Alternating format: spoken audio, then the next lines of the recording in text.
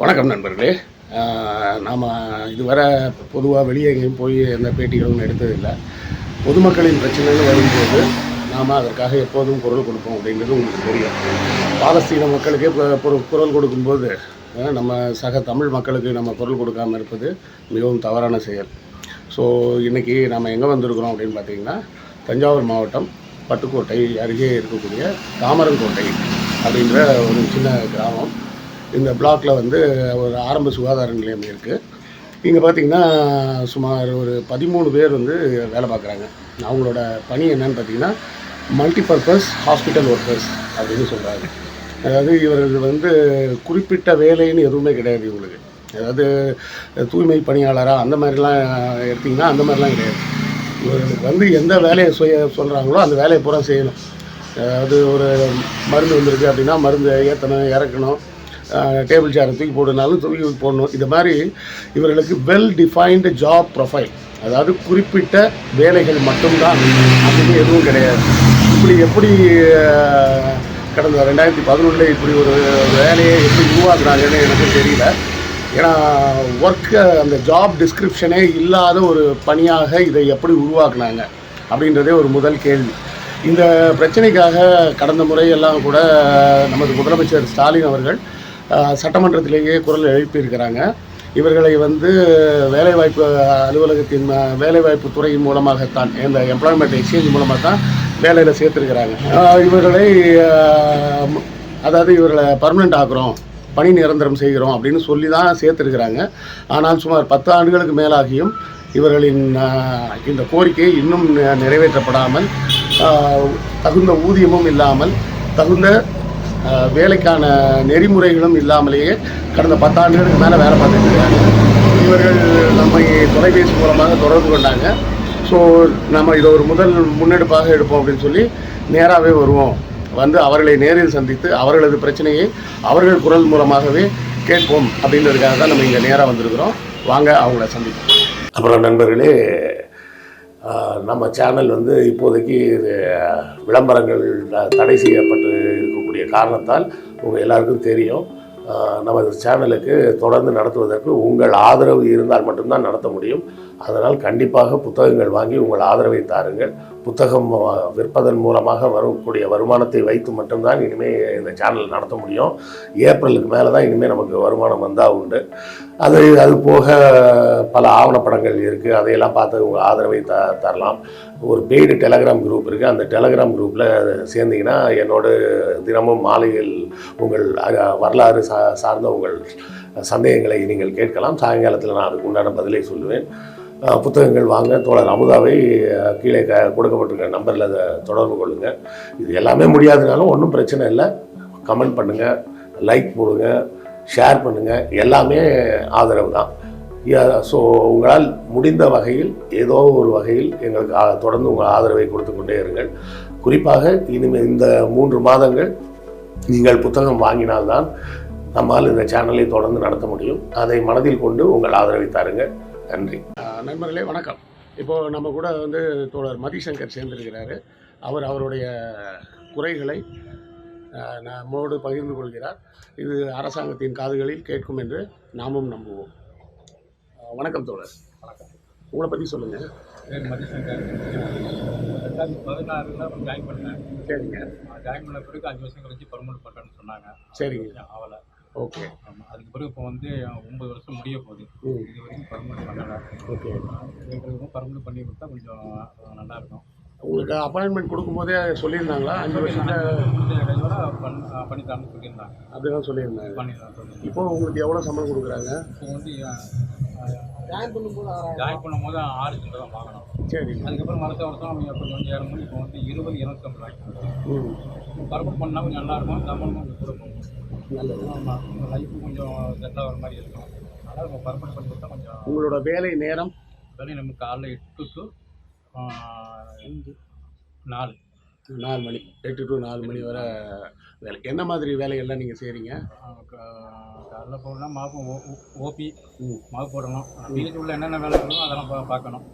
Medicine வந்தால் இறக்கணும் போகணும். மாப் போடுறதுன்னா அது வந்து அதுக்கு தனியாக துப்புரவு பணியாளர் யாரும் கிடையாதுங்களா? இல்லை இல்லை உங்கள் இந்த இதில் தான் அந்த முடிவு வரும். இல்லை உங்களுடைய ஆரம்ப சுகாதார நிலையத்தில் மட்டும் இல்லைங்களா? இல்லை எல்லா இடத்துலையுமே எல்லா இடத்துலையும் எல்லா இடத்துலையுமே எந்த அப்படிதானே? இடத்துலையும் தமிழ்நாடு ஃபுல்லாக வந்து கட்டு கட்டணும், ஊசி போடணும், போட்டு கட்டு கட்டணும், என்ட்ரி பண்ணணும், மாப்பு போடணும், பாத்ரூம் கழுவணும், இது ஒட்டடை அடிக்கணும், ம் மிஷின் போட கூடிய போடணும், எல்லாத்தையும் வந்து நீட்டாக வச்சுக்கணும். ம் இது சுத்தமாக வச்சுக்கணும். மெடிசன் போய் ஏற்றிட்டு வரணும், இறக்கணும், எல்லாம் வீட்டுக்கு போய் இறக்கிட்டு வரணும். ஓகே. அப்போ இதுதான் பணி அப்படின்ற மாதிரிலாம் எதுவும் நிர்ணயிக்கப்பட்ட வேலைன்னு எதுவுமே கிடையாது. அந்த மாதிரிலாம் ஒன்றும் இல்லை. எல்லா வேலையும் வாரத்தில் எத்தனை நாள் உங்களுக்கு வேலை உண்டு? ஞாயிற்றுக்கிழமை மட்டும்தான் வீக் ஆகுது. ஓகே. பாக்கி வந்து திங்கள்லேருந்து சனிக்கிழமை வரைக்கும் இது ஷிஃப்ட் மாதிரி உண்டா இல்லை இல்லை ஷிஃப்ட் மாதிரி இல்லை. எல்லா நாளுமே 8 to 4 மட்டும்தான்? ஆமாம் போகணும். இல்லை இப்போ சில இடங்களில் வந்து மாலை நேரங்களில் கூட ஆரம்ப சுகாதார நிலையம் திறந்திருக்கு. அந்த நேரங்களில் இல்லை அந்த நாங்கள் போகிறதுல ஸ்டாஃப் வந்து பார்த்துக்குவோம். அந்த ஸ்டாஃப் நர்ஸ் அவங்க மட்டும் பார்த்துப்பாங்க. ஸ்டாஃப் பார்த்துக்குவாங்க. Okay okay. ஆரம்ப சுகாதார நிலையம்ன்றது 24 மணி நேரமும் இயங்கக்கூடியதா? ஆனால் நீங்கள் வந்து இந்த 8லேருந்து 4 மணி வரை சரிங்க மதிசங்கர், உங்களுடைய கோரிக்கை அரசாங்கத்துக்கு என்ன வைக்கணும்னு விரும்புகிறீங்களா அதை சொல்லுங்கள். எங்களுக்கு பர்மனெண்ட் பண்ணால் அப்போ நல்லாயிருக்கும். ஓகே. நாம் கண்டிப்பாக இதை அரசாங்கத்தின் பார்வைக்கு கொண்டு போவோம். அரசு உங்களுக்கு கண்டிப்பாக சரியான ஒரு நிவாரணம் கொடுப்பாங்கன்னு நம்புகிறோம். எங்களோடு கலந்து கொண்டு உங்கள் கருத்தை பகிர்ந்ததுக்கு மிக்க நன்றி. நன்றி. வணக்கம் தோழர். உங்களை கொஞ்சம் அறிமுகப்படுத்துங்க. என் பேர் முருகேசன் சார். ம் நான் வந்து ராஜாமடம் பீச் வேலை பார்க்குறேன் சார். சரிங்க.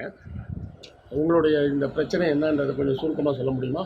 இந்த பிரச்சனை எங்களுக்கு எல்லாரையும் பர்மனெண்ட் பண்ணி மற்றவங்க மாதிரி எங்களையும் வந்து ஒரு இதாக எடுத்துக்கணும். திறப்புள்ள வச்சுருக்காங்க. வேலைக்கு வந்தால் சம்பளம், வேலைக்கு வந்தால் சம்பளம் கிடையாது. ஓ. அனைத்து வேலையும் கொடுத்து பார்க்க சொல்கிறாங்க. மன உளைச்சல் ரொம்ப இருக்கிறோம். இந்த மாதத்துக்கு 2 நாள் கேஷுவல் லீவ் அந்த மாதிரிலாம் எதுவும் கிடையாதுங்களா? எதுவுமே கிடையாது. வேலைக்கு போனால் சம்பளம் கட்டாயிடும். ஓ. என்னைக்கு ஒரு நாள் வரலனாலும் அன்றைக்கி ஒரு நாள் சம்பளம் கட்டாயிடும். அதாவது உங்களுக்கு சம்பளம் வந்து அந்த மாஸ்டர் ரோல் மாதிரி டெய்லி கையெழுத்து போட்டு வாங்குற மாதிரியா? இல்லை தினக்கூலியில் வேலை பார்க்குறோம். டெய்லி வேஜஸ் தான். ஆனால் கொடுக்கறது மாதமாக கொடுக்குறாங்க. அவ்வளோதான். இப்போ ஞாயிற்றுக்கிழமை உங்களுக்கு விடுமுறை உண்டா? விடுமுறை உண்டா? ஆனால் சம்பளம் கிடையாது. ஞாயிற்றுக்கிழமை விடுமுறை தான் உண்டு, சம்பளம் கிடையாது. ஓ.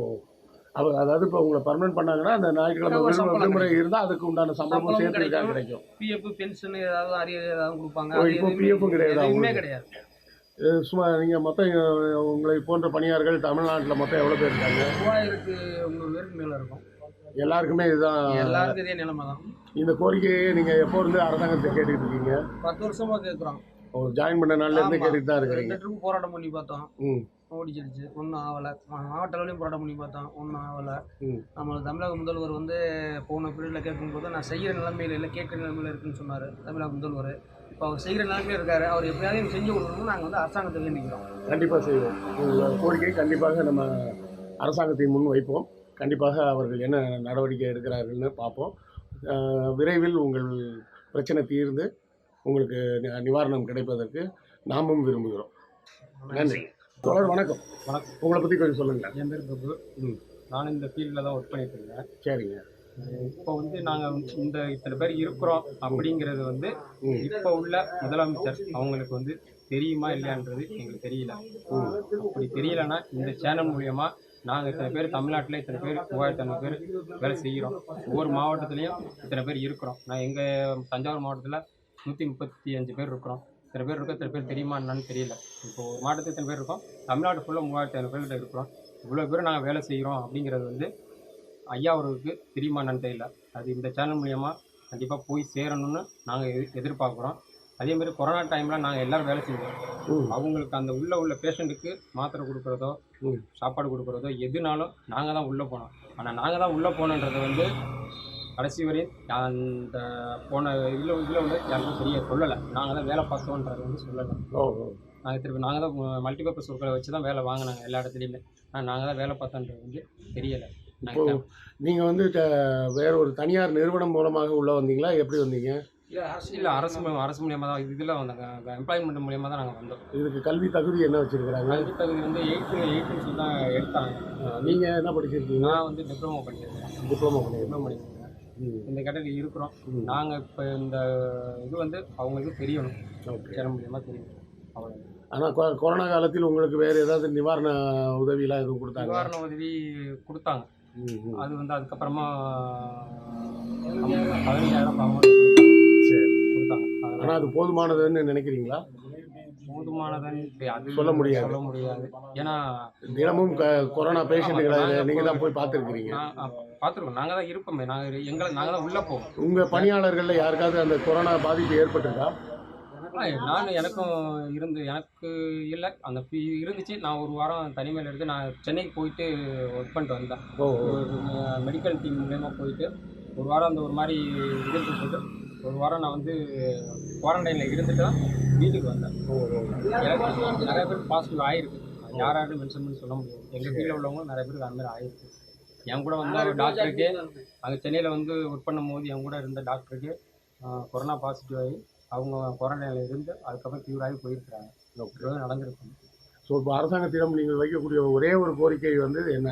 ஒரே ஒரு கோரிக்கை, நாங்கள் இருக்கிறோம், எங்களையும் கொஞ்சம் பாருங்கள், அவ்வளோதான். உங்கள் கோரிக்கையை அரசாங்கத்திடம் நாமும் சொல்லுவோம். கண்டிப்பாக உங்களுக்கு தகுந்த நிவாரணம் கிடைக்கணும்னு நம்புகிறோம். நன்றி, வணக்கம். அக்கா வணக்கம்க்கா. வணக்கம் சார். உங்களை பற்றி சொல்லுங்கக்கா. நான் நம்பிவேல் ஹாஸ்பிட்டல்ல இருக்கேன் சார். என் பேர் ராதா. 4/3/2016 என் ஜாயினிங் டேட்டு. நான் 9 வருஷமா அதே பிஎஸ்சில தான் இருக்கேன். ஒரு டிரான்ஸ்ஃபர் கவுன்சிலிங் எதுவுமே கிடையாது. அப்படியே மீறி டெப்டேஷன் கவுன்சிலிங் கிடையாதா? எதுவுமே இல்லை. இப்போ நீங்கள் வந்து வேற ஊருக்கு டிரான்ஸ்ஃபர் வாங்கிட்டு போகலாம் அப்படின்னாலும் வாங்க முடியாது சார். அப்படி டெப்டேஷன் வாங்கணும். அப்படி டெப்டேஷன் மட்டும்தான், டிரான்ஸ்ஃபர் கிடையாது. நீங்கள் எந்த ஊர் சார்? சொந்த ஊர்? நான் வந்து சொந்த ஊர் மேலஉளூர். நீங்கள் இப்போ வேலை செய்கிற ஊர் நம்பிவயல். அது ரெண்டுக்கும் எவ்வளோ டிஸ்டன்ஸ் இருக்கும்? 2 பஸ் மாறி போறேன். 2 பஸ் மாறி தான் போறேன். காலையில் 8 மணிக்குள்ளே நீங்கள் அங்கே போய் சேர்ந்துடணும். அப்படி பார்த்தீங்கன்னா கண்டிப்பாக எப்படி வீட்டிலேருந்து ஒரு 6:30 மணிக்கெல்லாம் கிளம்பிடணும். நீங்கள் அதற்கு முன்னாடியே வீட்டில் தேவையான சமையல்ல இருந்து எல்லா வேலையும் இப்போ குழந்தைங்களை எல்லாம் பார்த்துட்டு நான் கிளம்பி வரணும்.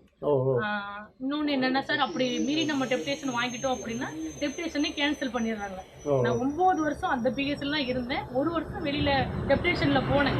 அதாவது ரொம்ப முடியலன்னு அழுததுனால ரிலீவ் பண்ணாங்க. கால் அடிபட்டு கால் ஃப்ராக்சர் ஆயிடுச்சு. ஆவுக்கட்டு போட்டிருந்தேன். அதோட அலைஞ்சிட்டு அப்புறம் திரும்ப அதே போன இயர்லயே மறு வருஷமே நான் திரும்ப இங்கேயே வந்துட்டேன். இப்ப நம்பிவேல தான் இருக்கேன். ரொம்ப மன உளைச்சலா இருக்கு சார். எங்களுக்கு தயவு செய்து கொஞ்சம் நல்லது பண்ணுங்க. ஒரு ரெகுலர் பண்ணினாதான் எங்களுக்கும் நாங்களும் இருக்கும். நீங்க இந்த பணியில எல்லாம் சேர்றதுக்கு முன்னாடி இந்த வேலைகளை செய்வதற்கு இங்க ஆரம்ப சுகாதார நிலையத்துல யாரு இருந்தாங்க? நாங்க போறதுக்கு முன்னாடி அங்க செய்யறதுக்கு ஆள் இருந்தாங்க. ஆனா நாங்க போனதுக்கு அப்புறம் நீங்க வந்து மல்டிபர்பஸ் ஹாஸ்பிட்டல் ஒர்க்கர், நீங்க தான் எல்லாமே செய்யணும் அப்படின்னு சொல்லிட்டாங்க. இப்போ நீங்க வேலை பார்க்கக்கூடிய இடங்க ஆரம்ப சுகாதார நிலையத்துல தனியாக ஒரு துப்புரவு பணியாளரோ மற்ற வேலைகளை செய்வதற்கு உண்டான ஆட்களோ எதுவுமே கிடையாது யாருமே? இல்ல. ஆனா முன்னாடி இருந்தாங்களா? இருந்தாங்க. ஆர்சிஹெச்ல இருந்தாங்க. ஆர்சிஹெச் ஹெல்ப்பர்னு இருந்தாங்க. நான் எங்களை போஸ்டிங் போடுறதுக்கு முன்னாடி அவங்க தான் பார்த்துக்கிட்டு இருந்திருக்காங்க. எங்களை போஸ்டிங் போட்டதுக்கு அப்புறம் நீங்க தான் எல்லாமே பார்க்கணும், அவங்க பார்க்க மாட்டாங்க. அவங்க என்ன வேலை பார்க்குறாங்க? அவங்க என்னன்னா டெலிவரி வந்தா கண்டக்ட் பண்ணுவாங்க. அவங்க வந்து செவிலியரா இல்லை அவங்க செவிலியர் படிச்சவங்க? சும்மா உள்ளவங்க தான். ஓகே. அப்போ இப்போ நீங்கள் கால் அடிபட்டு இருந்தது அப்படின்னு சொல்கிறீங்க. அப்போ எப்படியா இருந்தாலும் ஒரு 1.5 மாதம் ஆயிருக்கும் உங்களுக்கு சரியாகிறது. அந்த 1.5 மாதம் உங்களுக்கு விடுப்பு கொடுத்தாங்களா? இல்லை சம்பளமே கிடையாது. சம்பளம் கிடையாது. ஃபுல்லாகவே லாஸ் ஆஃப் பே தான். நீங்கள் ஆனால் கிட்டத்தட்ட இப்போ 7 வருஷமாக ஒர்க் பண்ணுறீங்களா? 9 இயர்ஸாக ஒர்க் பண்ணுறீங்க. ஆனாலும் மருத்துவ விடுப்பு கூட கிடையாது உங்களுக்கு? எதுவுமே கிடையாது. எனக்கு வேலைக்கு போனாதான் எனக்கு சம்பளம். இந்த மாதிரி. உங்களுக்கு குழந்தைங்களாம் இருக்காங்க? எனக்கு 2 பையன் இருக்கான். எல்லாம் படிக்கிறாங்களா? நல்லதுமா. உங்கள் கோரிக்கையை அரசாங்கத்தில் சொல்லுவோம். சொல்லிட்டேன். எங்களுக்கு ரெகுலர் பண்ணி தயவு செய்து கவுன்சிலிங் வைக்கணும் சார். எங்களால் அலைய முடியல. இப்போ இந்த அண்ணா ஒரு நெருக்கி ஒரு 50-60 கிலோமீட்டர் தூரத்துலேருந்து வர்றாங்க. இந்த அண்ணா பைக்கிலே வர்றாங்க டெய்லியும். அவங்க ஹார்ட் பேஷண்ட் வேற. அதை விட நான் கொரோனா பாசிட்டிவ் ஆனேன் சார். என் பிள்ளைங்க 2ஐயும் வச்சுக்கிட்டு என் வீட்டுக்காரர் அவ்வளோ கஷ்டப்பட்டாங்க. கொரோனா பாசிட்டிவ் ஆகி நான் பாசிட்டிவ் ஆனேன். கொரோனா பாசிட்டிவ் ஆகி என் பிள்ளைங்களை கூட பார்க்க முடியாத நிலைமையில இருந்தேன். அதனால தயவு செய்து எங்களை ரெகுலர் பண்ணுங்க. ஒரு டிரான்ஸ்ஃபர் கவுன்சிலிங் வைங்க. ரொம்ப நன்றி. நன்றிங்கம்மா. அழாதீங்க. உங்கள் குரல் கண்டிப்பாக அரசாங்கம் கேட்டு பரிசீலிப்பாங்க. சரிங்க சார். ரொம்ப நன்றி. வணக்கம் நண்பர்களே. இன்னும் நாம் தாமரக்கோட்டையில் தான் இருக்கிறோம். நாம் சந்தித்த இந்த நால்வரும் ஒரு பானை சோற்றுக்கு ஒரு சோறு பதம் என்று சொல்வது போல சொல்லலாம். தமிழகம் முழுவதும் சுமார் 3000 பேருக்கு மேலே இது மாதிரி எந்தவித பணி உத்தரவாதமும் இல்லாமல், எந்தவித வேலை குறித்த நிர்ணயங்களும் இல்லாமல், ஜாப் டிஸ்கிரிப்ஷனும் இல்லாமல் சுமார் 10 ஆண்டுகளுக்கு மேலே வேலை பார்த்துருக்காங்க. அப்படின்றது வந்து கடந்த ஆட்சியின் பல்வேறு அவலங்களில் ஒன்றாகத்தான் நான் பார்க்கிறேன். நமது தமிழக முதலமைச்சர் இதற்கு குறித்து ஏதாவது கண்டிப்பாக அவர்களுக்கு சாதகமாக ஏதாவது ஒரு நடவடிக்கை எடுப்பார் என்று நம்புவோம். முக்கியமான விஷயமே என்னென்னா, ஒரு அரசு பணியில் ஒருவரை பணியமர்த்தும் போது இருக்கக்கூடிய காலியிடங்களுக்கு ஏற்றாற் போல் அவர்களை பல்வேறு இடங்களில் வேலைக்கு வைப்பாங்க. ஆனால் பின்னாடி பார்த்திங்கன்னா நம்ம வந்து போய் கேட்கலாம், எனக்கு வந்து என் கணவர் இங்கே வேலை பார்க்குறாரு, என் மனைவி இங்கே வேலை பார்க்குறாங்க, அதனால் எனக்கும் அந்த ஊருக்கு மாற்றி கொடுத்துட்டிங்கன்னா நாங்கள் 2 பேரும் ஒரே ஊரில் இருக்கிறதுக்கு வாய்ப்பு இருக்குது அப்படின்ற மாதிரி கேட்கலாம். அந்த மாதிரி இருக்கக்கூடிய வசதி வாய்ப்புகள் கூட இவங்களுக்கு இல்லையாம்.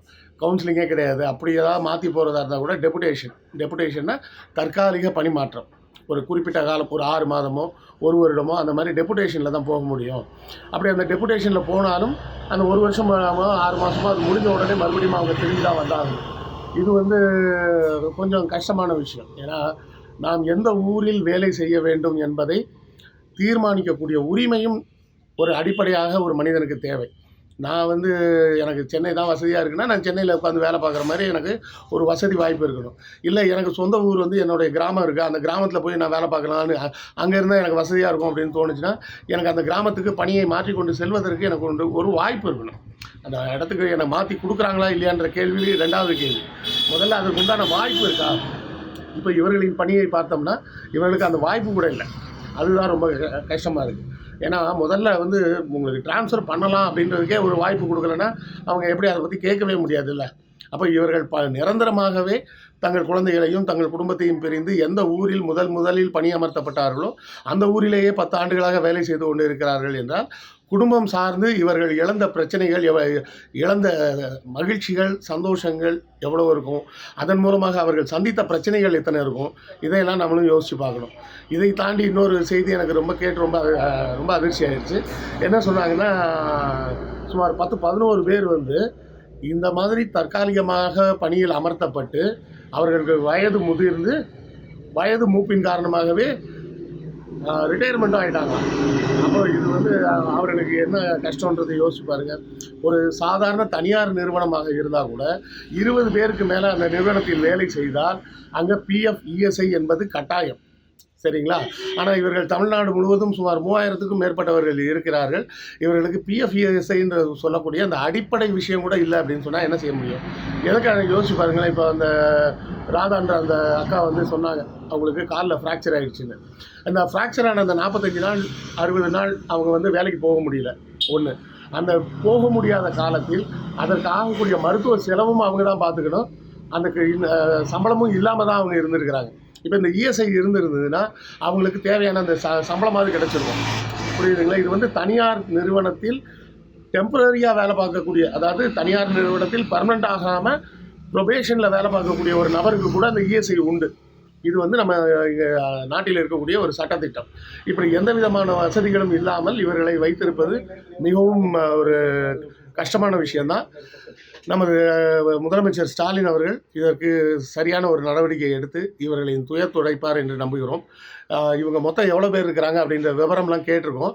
அந்த டீட்டெயில்ஸ் எல்லாம் தருவாங்க. அதை வாங்கி நாம் இந்த காணொலியோடு இணைத்து போடுவோம். எந்தெந்த மாவட்டங்களில் எந்தெந்த பிளாக்கில் எத்தனை பேர், மொத்தம் தமிழ்நாடு முழுக்க சேர்த்து எத்தனை பேர் இருக்கிறாங்க அப்படின்ற விவரத்தையும் நாம் இந்த வீடியோவோட இறுதியில் கொடுப்போம்.